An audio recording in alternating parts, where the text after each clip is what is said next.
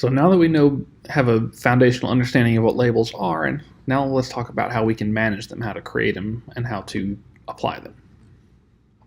So to create a new label is very straightforward. Down over on the left, where all your labels are listed, at the bottom you simply hit either create new label or manage labels. If you're going to create a new one, it's a shortcut to it. Or if you want to change labels or change their name or delete labels or whatever, manage labels is where you would go. You can also use the label as tool or the move to tool. Either one will work, and you can create new labels that way, where you just type it in the top, and if it's there or not, down at the bottom you'll notice it says create new. So first thing to do with a new label is to simply give it a name. I highly recommend you keep it short and sweet and to the point, because remember, they're listed over on the left, so if you've got a big old long name, it's going to cut off after probably 15 or 20 characters. You can also nest it under another label if you want. This does nothing to the actual label other than over on the left-hand side, show it nested under another one. Okay, this does not apply any type of hierarchical label system to it. If you nest it under another one, it does not apply both of them. All it does is over on the left, kind of keep it nested so that you can keep your label menu on the left a little bit cleaner. For example, if I had parent contact, I might nest under it first period, second period, third period, so on and so forth. That way I have all of those kind of cleanly laid out in my navigation menu. So once you've got your label set up, you'll notice that you can make a lot of changes to it and customize it. Hover over its name in that menu, and a little drop-down arrow will appear. And if you click on that, you'll get a lot of different options.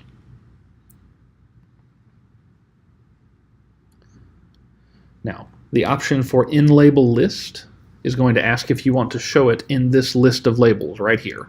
The one where, if you'll notice on mine, it says programming, student work, more, there's other labels. Do you want this label to show up in there or not?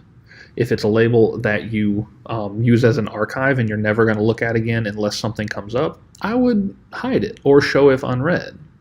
And that way it'll just pop up when you have something new in there that you haven't read. But if it's something that you're going to use on a regular basis, you probably want to leave it showed so you can access it quickly.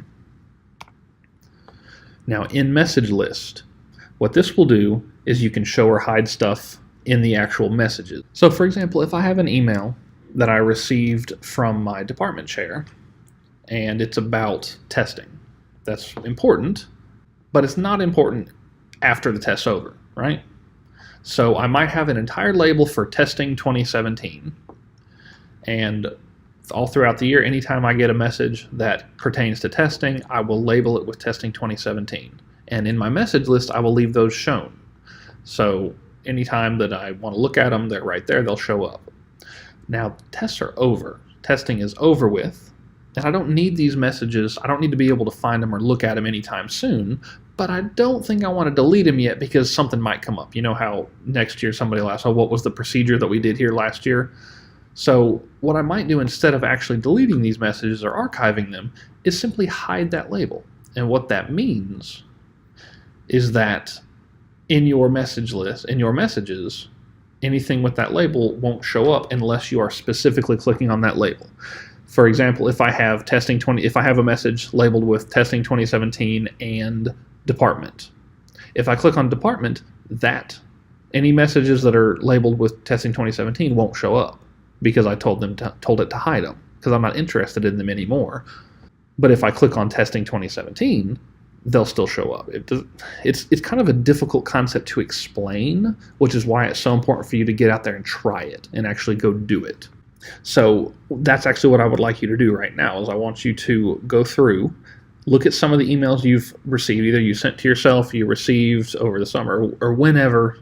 Make sure you have a few emails, and then apply some labels to them. Try both the label as and the move to, see which one you like. Do you want it to all be folders? Use the move to, and a lot of this doesn't matter anymore.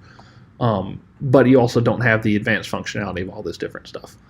So try them both, see which one you like, and just try it out. Apply some labels, apply multiple labels to the same email, and play with these options to see what they do. That's going to give you a much better understanding than me sitting here and talking to you about it. So go do that.